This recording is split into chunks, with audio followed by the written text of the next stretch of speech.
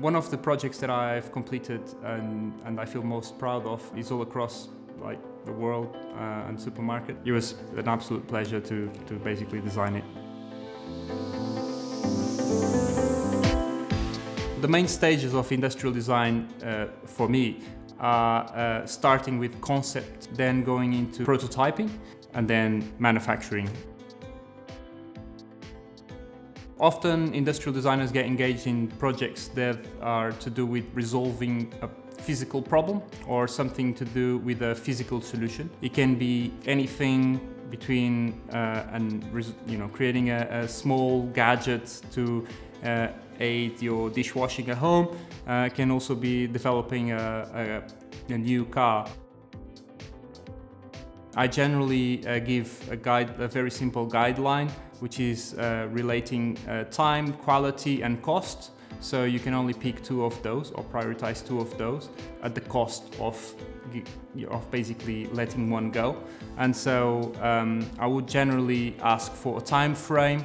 I would generally ask for a brief guideline of what the product is meant to achieve and what the problem that we're trying to solve is as well, which is very important. Sometimes people over-focus on solutions, whereas the important bit is usually the problem that we're trying to tackle.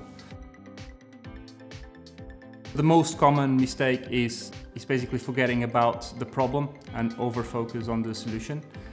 So when you think that you have a solution for a problem, you basically tend to ignore much better opportunities that may be around. But if you go and try to solve a problem with a clear-minded mindset, you will more likely achieve a unique solution, working through with users and trying really to find the right answer. The crucial factor to take a product from concept to manufacturing is to have user validation, to get users involved as much as possible so that we extract as much feedback before we actually put a product to market. Because at the end of the day, the product is meant to be purchased by users or used by users, and they have definitely the most important role on the decision making throughout the development of a new product. Yeah, 3D tools across the market have improved massively. So the one thing that I would say that impacted the most my work and my colleagues is the speed that you can generate ideas into 3D, and that you can very quickly visualize with high quality renders, for example. So that is massively improved, and also the ability to take these ideas and concepts into a 3D printed form, so we very quickly can see how things may look and feel in the real world. So very important how quickly we can generate that data and how quickly we can process that data into either 3D visuals or real objects. Developing a sense of intuition is a very important skill and probably not very obvious, because it comes mostly from studying and from looking at things broadly outside work.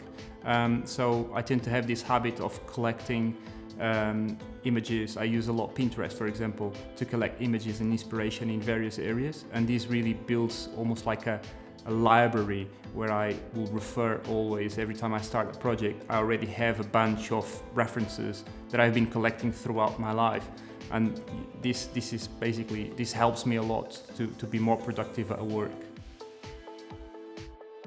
So you can say that this design for sustainability has been a very important focus of most industrial designers out there. Designing products with better materials and also designing better products that are easier to take apart and to recycle, for example. And if you're developing, for example, packaging, one of the biggest and most important guidelines is to use materials that can biodegrade easily. So that's definitely one of the areas to focus on in the most recent times. Using AI tools to generate forms, so basically taking the help of intelligent tools that software usually allows us to use to then create geometry that is not designed by us, is actually designed by a machine. And that is recently something that a lot of designers are doing. Yeah. The idea is to resolve problems with ideas, and then taking these ideas into working prototypes, get feedback from users, refine ideas, and then get into the manufacturing stage. I'm Fabio. I'm an industrial designer on people per hour.